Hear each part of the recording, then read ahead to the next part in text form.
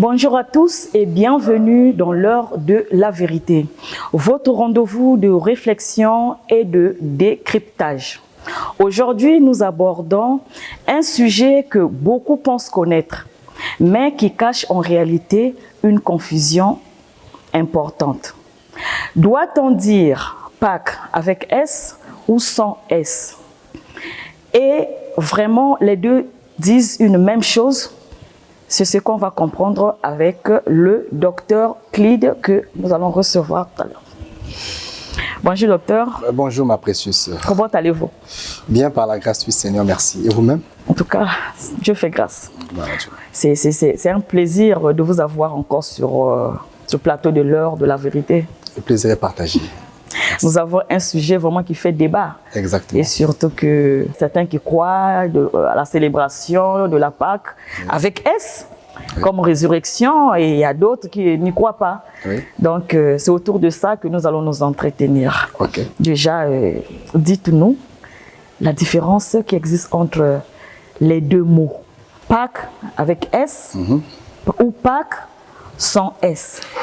Quelle explication clairement que vous pouvez donner à... Déjà d'entrée de jeu, Pâques avec S, Pâques sans S, il y a une Pâques qui est biblique et une autre qui est profane. La Pâques biblique, c'est la Pâques sans S. Vous allez parcourir toute la Bible. Vous allez voir que partout où il est mention, où on a mentionné, si vous voulez, la Pâques, l'orthographe ne précise ou n'ajoute pas d'S. C'est simplement avec un E à la fin. Cependant, en dehors de la Bible, dans l'histoire, dans certaines églises d'aujourd'hui ou d'hier d'ailleurs, vous retrouverez des célébrations avec Pâques qui portent un S. Donc, rien que l'orthographe déjà indique qu'il y a une forte nuance. Dans la Bible, il ne figure pas de Pâques avec S. Et cette Pâques avec S est une invention de l'Église catholique. Et voilà, qui, avec le temps, est devenue une pratique mondiale. Voilà ce qu'on peut dire. Mais pourtant, ce ne sont pas que les catholiques qui célèbrent cette Pâques avec S. On voit même certaines églises dites de réveil autour de la célébration de cette Pâques. Bon, les églises dites de réveil, pentecôtistes, évangéliques, méthodistes et autres, qui célèbrent la Pâques, la fête de Pâques. Ces églises pratiquent la Pâques ou célèbrent la Pâques par on va dire quoi, par esprit conformiste. Ils veulent simplement se conformer à ce qui est. Et il ne faut pas ignorer la force de l'Église catholique dans le cours de l'histoire. Cette église a été l'église de l'empereur à l'époque de l'Empire de Rome. Et ce fut l'église État. C'est une église qui a dirigé le monde, qui a dirigé les États. Et donc cette influence de l'église catholique a apporté un effet social sur le plan mondial. Beaucoup de sociétés ont été réorganisées selon la lumière catholique. Et donc les fêtes d'origine catholique sont tantôt dans certains pays considérées comme nationales et dans d'autres comme religieuses. Voilà ce qui est fait que l'influence laissée par l'église de Rome depuis l'époque puisse continuer à influencer les églises qui ne veulent pas réfléchir et qui ne veulent pas consulter Dieu. Ok, docteur, vous avez parlé de la Pâques avec S qui serait une invention catholique, voilà. Et qu'en est-il de la Pâques sans S? La Pâques sans S rappelle l'histoire d'Israël, du temps de Moïse, l'histoire des 10 plaies, parce que Dieu avait envoyé Moïse pour délivrer le peuple d'Israël. Et lors donc de la grande délivrance, Dieu a frappé l'Égypte avec 9 plaies. Et la 10e plaie fut donc la Pâque. Et c'est par rapport à cette plaie que Dieu avait frappé les premiers-nés de tous les enfants d'Israël. Et pour que Dieu entre en scène, il avait donc sélectionné ou encore recommandé que l'on immole un agneau âgé d'1 an, mâle, et qui devait être arrêté le 10e jour pour être immolé le 14e jour. Et donc l'Écriture dit que quiconque allait manger cet agneau devraient donc vivre la délivrance de Dieu.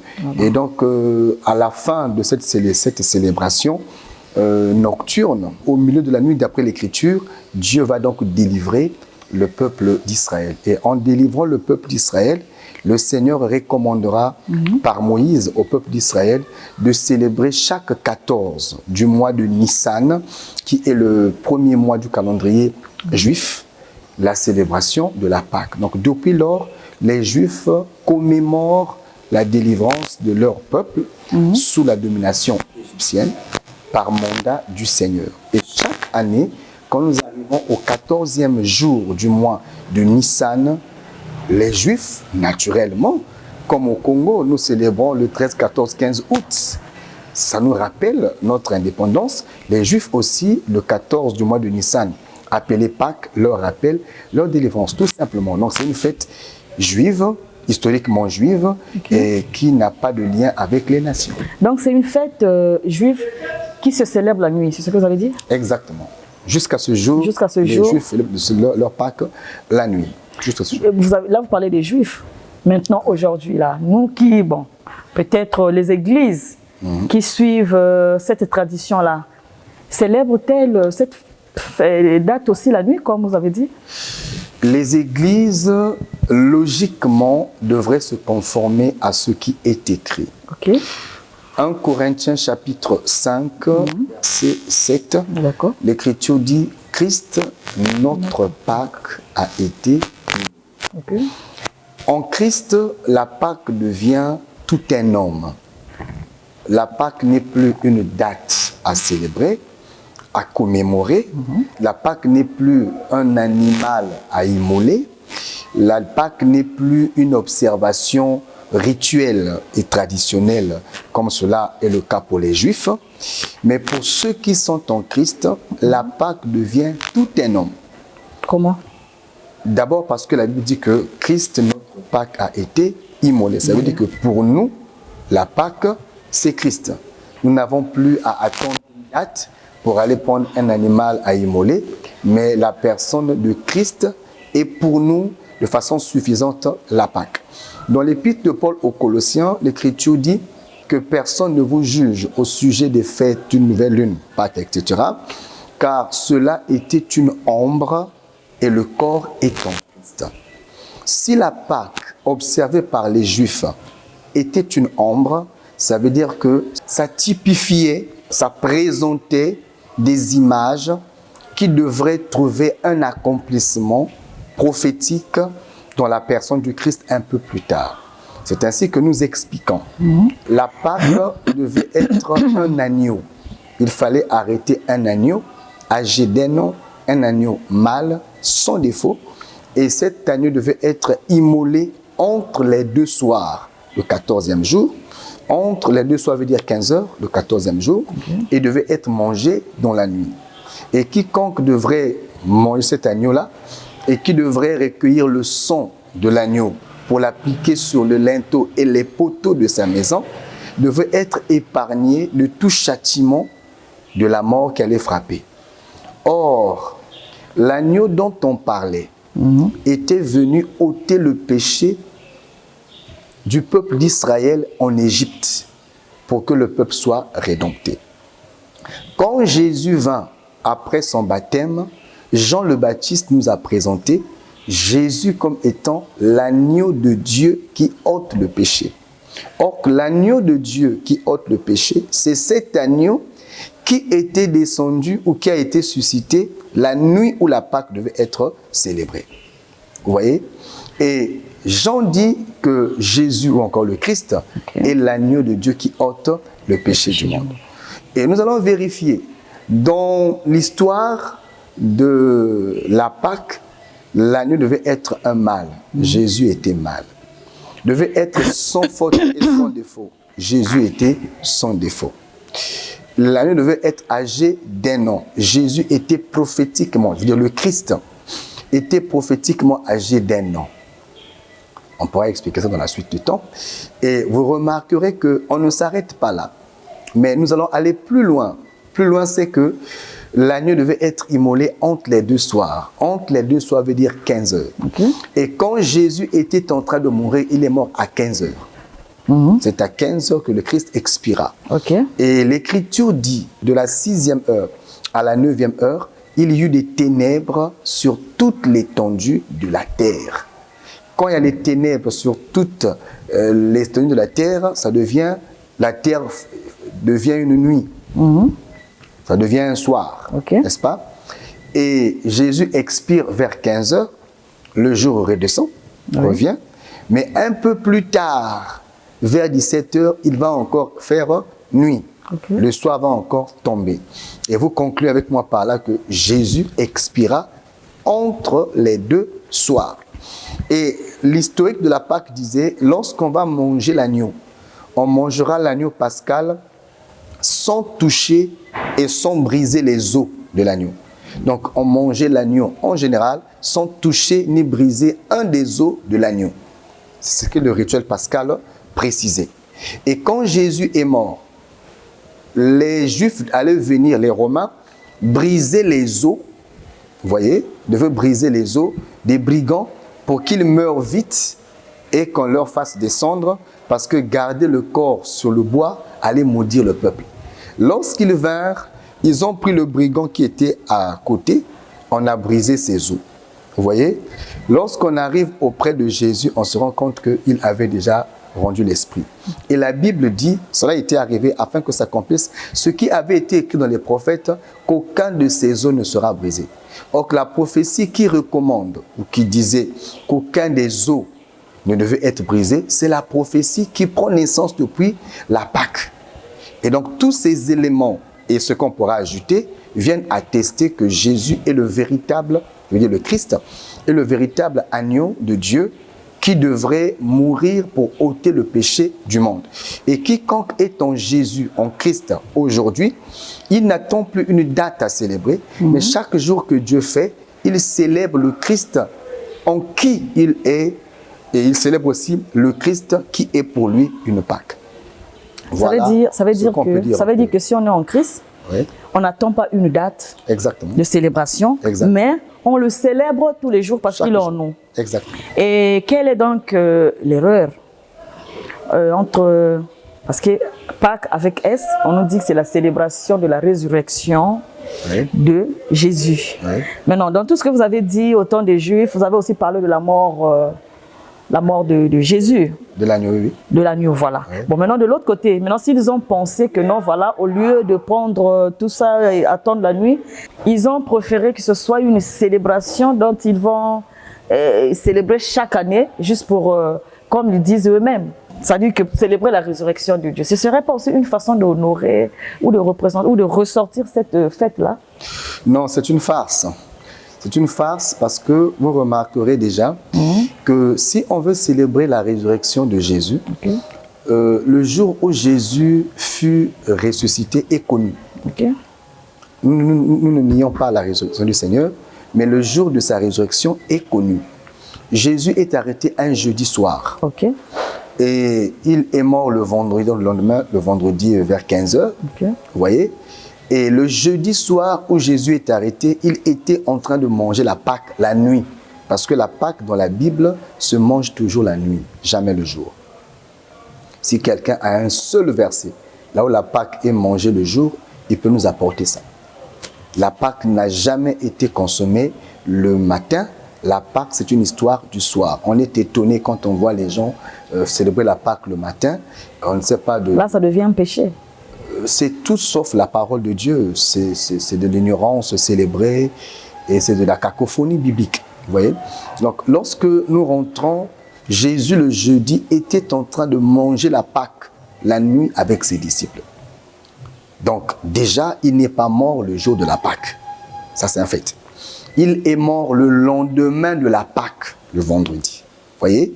Et il ressuscitera le dimanche tôt le matin. Donc, Jésus n'est ni mort, ni ressuscité le jour de la Pâque. Il est mort le lendemain de la Pâque. Voyez-vous? Et il sera ressuscité 3 jours après la Pâque. Vous voyez? Donc, si nous voulons célébrer la résurrection de Jésus en toute sincérité, ce serait simple. Pourquoi tergiverser?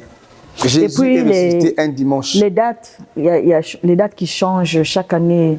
Les dates qui changent sont décidées, ont été décidées, ou encore a été décidées depuis l'an 325 dans le concile de Nicée, décidé par l'empereur Constantin. Ça n'a rien à voir avec la Bible, ça n'a rien à voir avec les églises, c'est une décision papale et tirée du concile de Nicée en 325. Ce que je dis est factuel, n'importe qui peut aller vérifier ça.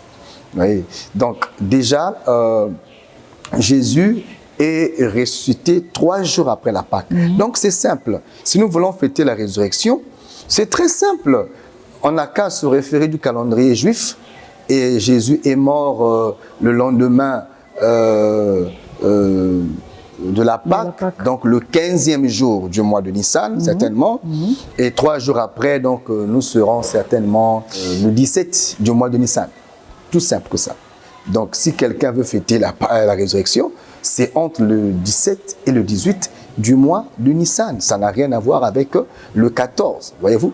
Et donc, la Pâque qui est célébrée aujourd'hui comme résurrection, il faut le dire, franchement, c'est une fête inventée par l'Église catholique en l'an 325 lors du concile de Nicée, actuelle Turquie.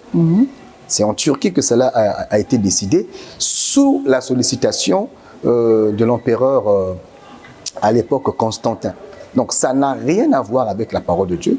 C'est une fête, on va dire, christiano-constantine. Sinon, bibliquement parlant, cette fête n'a pas de base, n'a pas de souche. Il n'y a aucun lien, n'a qu'un lien avec... ni par l'orthographe, ni par l'historique. Il n'y a aucun lien avec la parole de Dieu. La fête est profane, païenne et catholique. D'accord, parce que lorsqu'on parle de la Pâque, bon, la confusion, c'est au niveau juste de l'écriture. Mais nombreux pensent que lorsqu'on parle de la Pâque, nous, on considère que c'est la même Pâque. C'est la Pâque que la Bible... Non, la différence ne figure pas au niveau de l'écriture, mais dans tout le fond. En réalité, quand vous consultez même les manuels de définition, on vous dira que la Pâque avec S est une Pâque chrétienne qui célèbre la résurrection. La résurrection, oui. À la base, la Pâque chrétienne, c'est le Christ. Ce n'est pas une observation. Voyez-vous?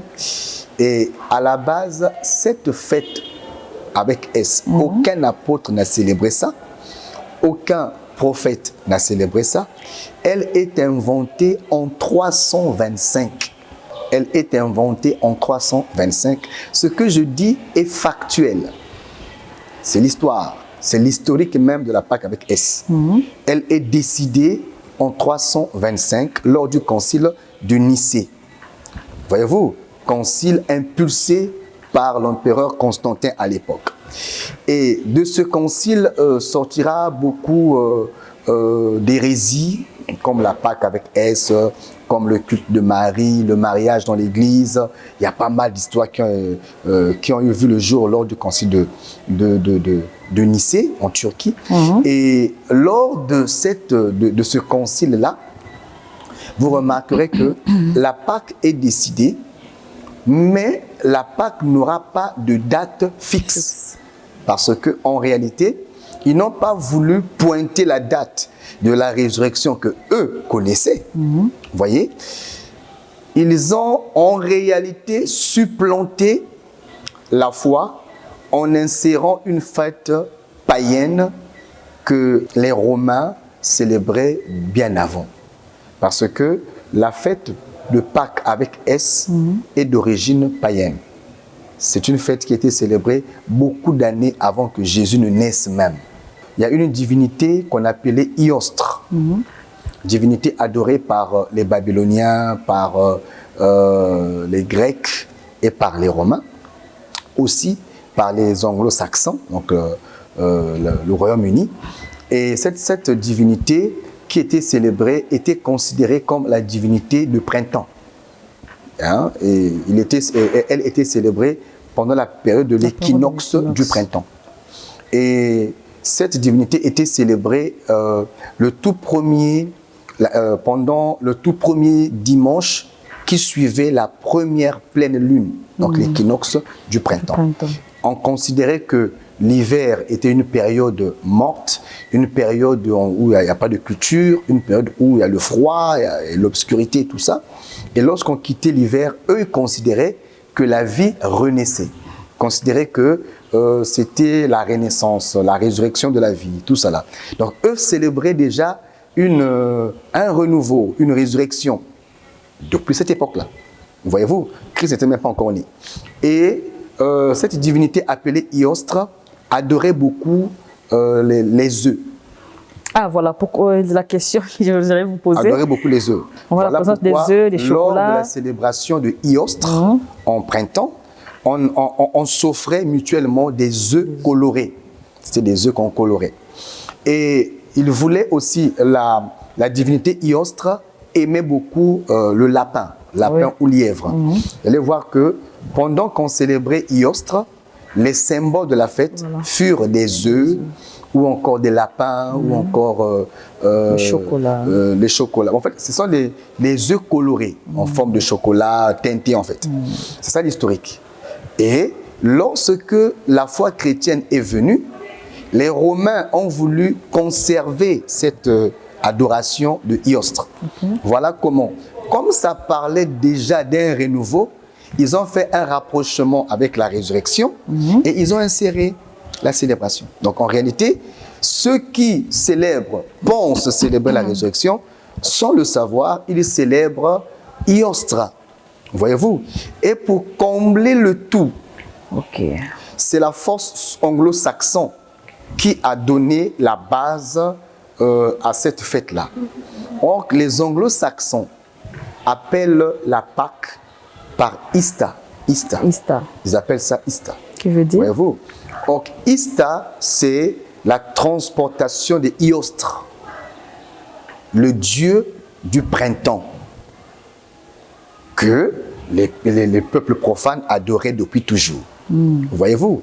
Donc, quand les anglo-saxons, donc les anglophones, disent we are celebrating Easter, c'est-à-dire que nous célébrons Easter. Easter là n'est autre que Iostre.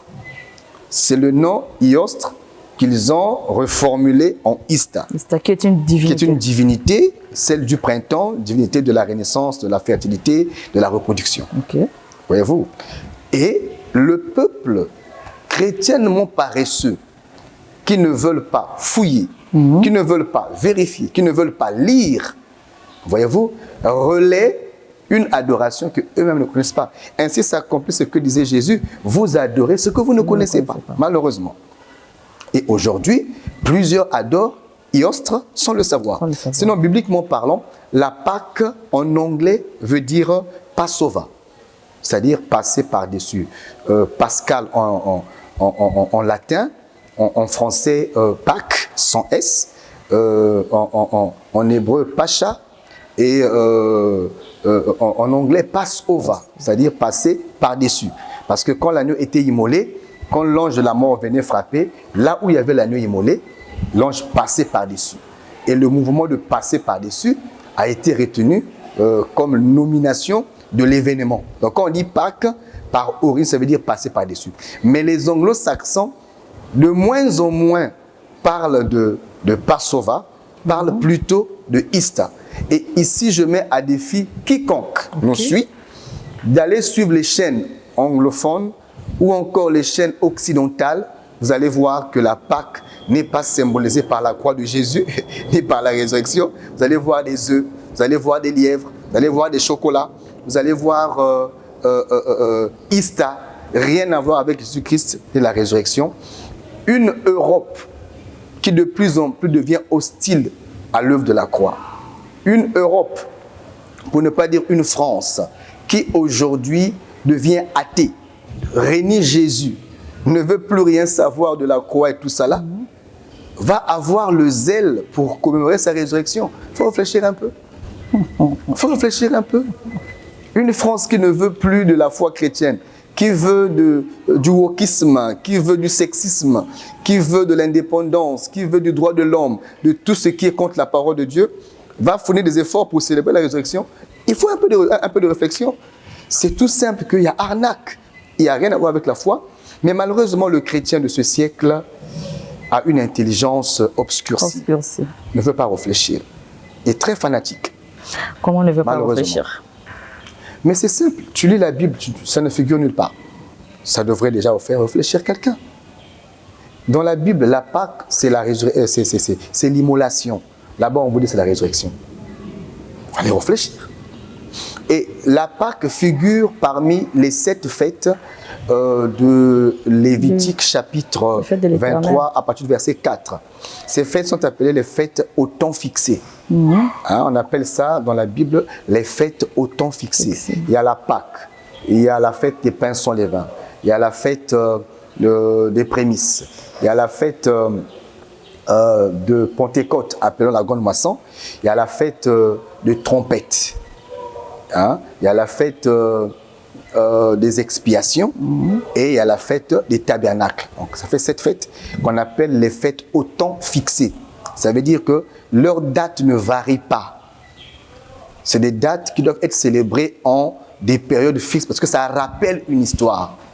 Voyez-vous, Dieu appelle ça des fêtes au temps fixé. Voilà pourquoi jusqu'à ce jour, les Juifs fêtent leur Pâques toujours le 14e jour du mois de Nissan, dans la nuit. Toujours. Mais nous, ce qu'on nous raconte aujourd'hui, c'est des histoires. L'année passée, la Pâque avait eu lieu une autre date. Cette année, elle a eu lieu une autre date. Je peux faire rire quelqu'un. Je peux faire rire quelqu'un que cette année, la Pâque a été célébrée le 5. Cette année a été célébrée le 5. Mais quand vous allez vérifier, l'année passée, c'était célébré le 20. Le 20. Le 20 avril. En 2025, c'était le 20 avril. Le 20 avril. En 2024, c'est le 31 mars. 31 mars. Et en 2026? En 2026, c'est le 5. Et en 2027, ça sera le 28 mars.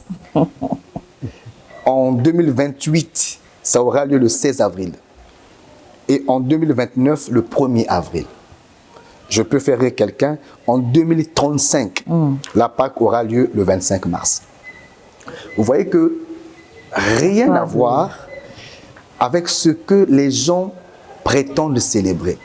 Voyez-vous, si vraiment les gens veulent célébrer la résurrection, ils savent quel jour il faut célébrer. Voyez-vous, mais ce que les gens font, ils célèbrent Ista, Iostra, au moins Noël. Ostara, si vous voulez. Au moins Noël, on sait que c'est chaque 25 décembre où on célèbre la naissance. Bien que ce soit faux aussi, mais au moins c'est un jour fixe. Voyez-vous, c'est un mensonge bon, qui tient quand même un sens. Vous voyez, amélioré. Au moins c'est un jour fixe. Mais c'est quoi la date qu'on ne connaît pas? Il doit avoir une explication. Il doit avoir une explication derrière. Non, l'explication, c'est parce que la célébration de Ista n'avait pas de date fixe. C'est ça en fait. La célébration dépendait d'une période de temps. Donc quand on célébrait, certainement il doit avoir un calendrier déjà fixé pour ça. Déjà fixé, voilà. Quand on célébrait la divinité Iostre, il n'y avait pas une date fixe, mais il y avait une période fixée. Vous voyez? Et la période était définie le tout premier dimanche qui suivait l'équinoxe du printemps. C'est alors que définir une date, ça va fausser leur croyance. Donc on a laissé une formule qui doit définir à chaque fois, à chaque période, le jour où il faudra célébrer. Donc à la base, ça n'a rien à voir avec la foi chrétienne, fête païenne et profane. Malheureusement que l'Église est en train de relayer, comme elle relaie aujourd'hui, les fêtes comme Toussaint, les fêtes comme 8 mars, les fêtes comme les fameux séminaires à l'Église, le 14 février. Et l'Église fête aussi la fête de l'amour. Vous avez aujourd'hui Les églises qui ramassent tout. Hein? Vous avez des soirées pyjama dans certaines églises. Mais ils appellent ça les fêtes de l'Éternel, donc ça doit être célébré dans... Non, les fêtes de l'Éternel sont au nombre de 7. Je les ai citées ici. Il n'y a pas de East à l'intérieur, il n'y a pas de soirées pyjama à l'intérieur, il n'y a pas... les soirées pyjama à l'église, ça aussi c'est... Ça existe. Ça existe aujourd'hui. Dans les églises. Dans les églises, séminaires pyjama. Vous avez des séminaires sur Halloween. Oui. Halloween qui est en train de célébrer les démons de la mort. Voyez-vous, vous avez des fêtes comme ça. Malheureusement, l'église est tombée très bas. Très bas. Les gens ont confondu la culture occidentale à la parole de Dieu, malheureusement. Et aujourd'hui, l'église est sans repère.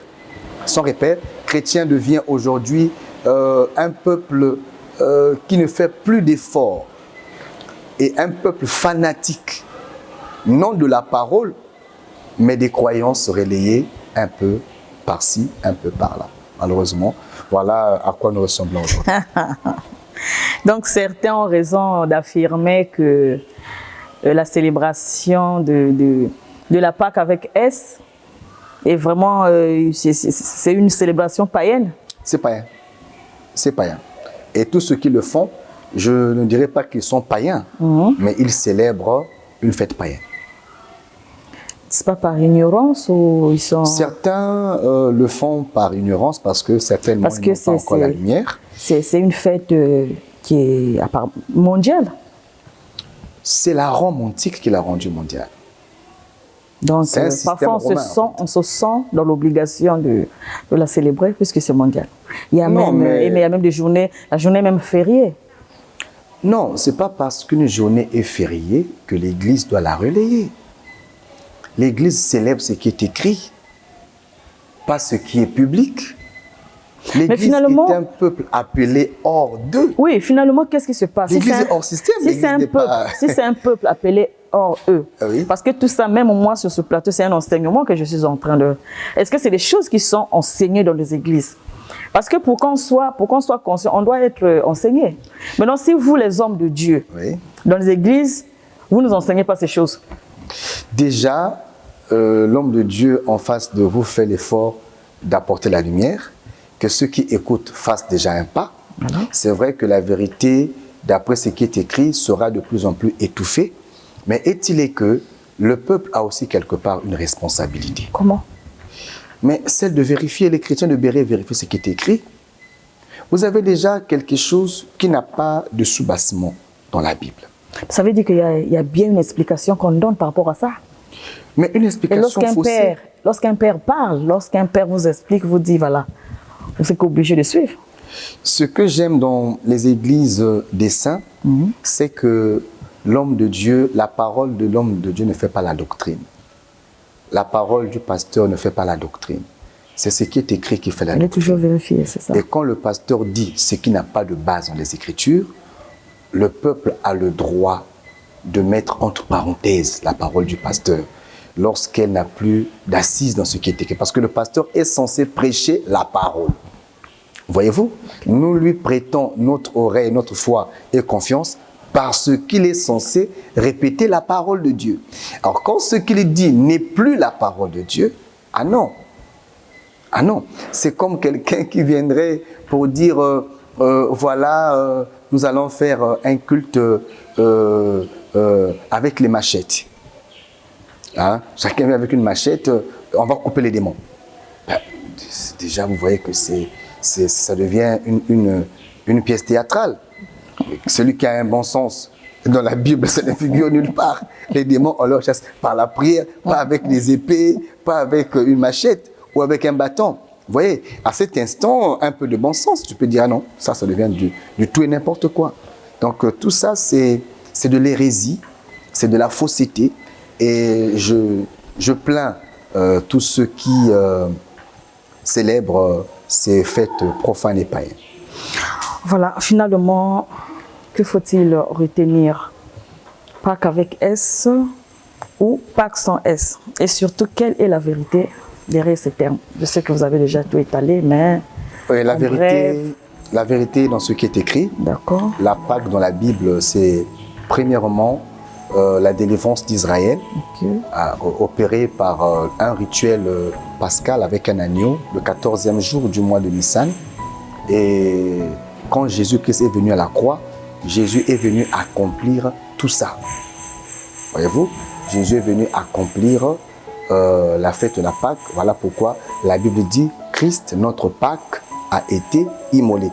Donc, pour l'Église aujourd'hui, pour le croyant aujourd'hui, la Pâque n'est plus une date à célébrer, mais la Pâque devient un homme, le Christ que nous devons célébrer. Et pour cela, chaque jour que Dieu fait, nous célébrons, nous mangeons l'agneau pascal qui est la parole de Dieu. Et on n'a plus à attendre une date comme le feraient les Juifs, mais le Christ devient pour nous cette Pâque que chaque jour nous célébrons. Christ devient pour nous cette Pentecôte que nous célébrons, ce tabernacle que nous célébrons, la trompette que nous célébrons, les prémices que nous célébrons, ou si vous voulez encore, le pain sans levain que nous célébrons. Et donc, attendre une date, ça sera célébrer Iostre, une divinité païenne, et voilà, c'est du printemps. Ok, bon, si vous devrez corriger certains hommes de Dieu qui sont entrés dans la danse, peut-être que vous aurez un mot à leur dire. Je leur demande d'être humble, d'être humble devant la parole. Et il n'y a pas de débat qui tienne parce que, historiquement parlant, tout se démontre. Elle a été décidée en 325 par l'Église de Rome. Donc, que l'Église catholique puisse célébrer la Pâque, je comprends. Parce qu'ils savent pourquoi ils font ça. Mais que les églises dites de réveil prennent ça, il y a confusion, il y a incompréhension. Parce que les églises de réveil ont dit que les églises catholiques étaient les églises de sommeil, les églises mortes. Mais pourquoi repartez-vous vers les églises mortes? Pourquoi allez-vous récupérer ce qui appartient aux églises mortes? Ou encore, soyez humbles, allez demander pardon aux prêtres et reconvertissez-vous à l'église catholique. Il y a des séminaires qui sont là. Encore est-il que pour aller au séminaire, il faut avoir un bagage intellectuel. Mais allez au moins devenir même le diacre à l'église catholique, ça serait plus simple que de tromper le peuple avec des dogmes catholiques que vous critiquez le jour et célébrez la nuit, malheureusement. Voilà ce que je peux dire, que l'on se répande et que l'on prenne la position de la parole. La Pâque, c'est Christ. Et Christ n'a pas besoin de date pour être célébré. Christ se célèbre chaque jour que Dieu fait.